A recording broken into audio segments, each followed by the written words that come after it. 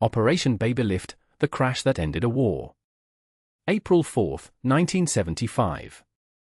A U.S. Air Force C-5A Galaxy, the largest military transport aircraft ever built, lifted off from Tan Son Nhat airbase near Saigon carrying 243 people.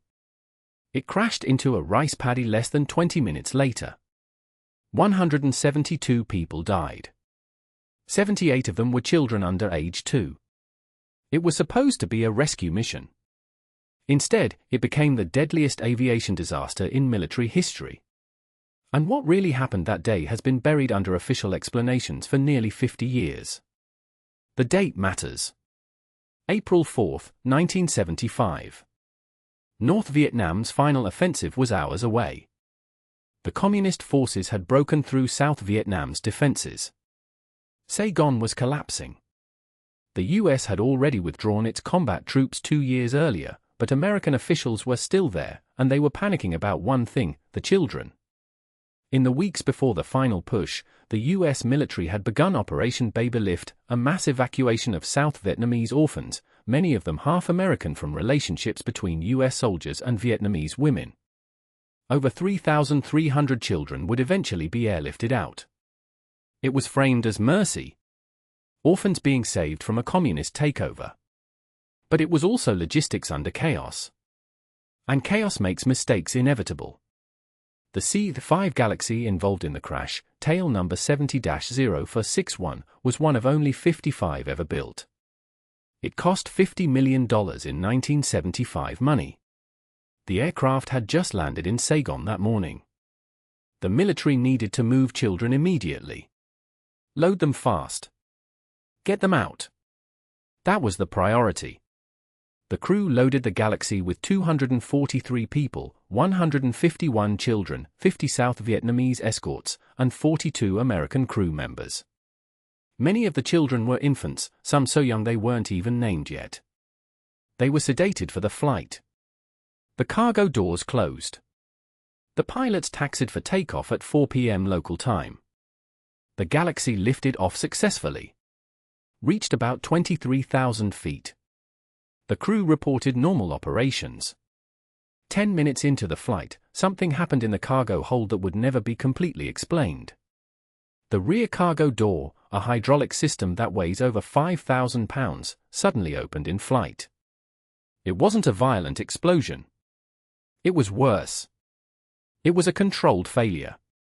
The door came off the hinges, but slowly enough that the pilots felt the change in pressure, heard the alarm, and realized they had a catastrophic problem. A sudden decompression at 23,000 feet doesn't kill you instantly. It suffocates you. The cabin pressure dropped. The temperature dropped to -50 degrees Fahrenheit. Oxygen masks would drop automatically, except the Galaxy didn't have enough for 243 people. It was designed as a cargo plane, not a passenger aircraft. The masks came down for the crew and some staff. Not for the children in the back. The pilots immediately knew they were going down. They made the decision to return to Tan Son Nhat. But without full hydraulic pressure, the aircraft was severely compromised. The landing gear wouldn't lock properly. The flaps wouldn't deploy. Captain Bud Banner and his crew were flying a dying aircraft. They came in too fast. The wheels collapsed on impact. The Galaxy hit the rice paddies and broke apart in a spray of debris and fuel. Here's what the official military investigation never adequately addressed: the cargo door on the C-5A Galaxy had a documented design flaw. Not suspected. Not theoretical. Asterisk documented star.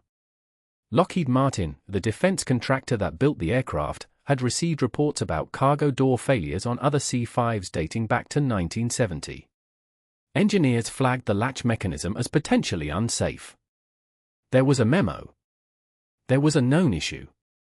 And yet, for years later, this same aircraft with the same potential flaw was loading 151 children and declared flight ready.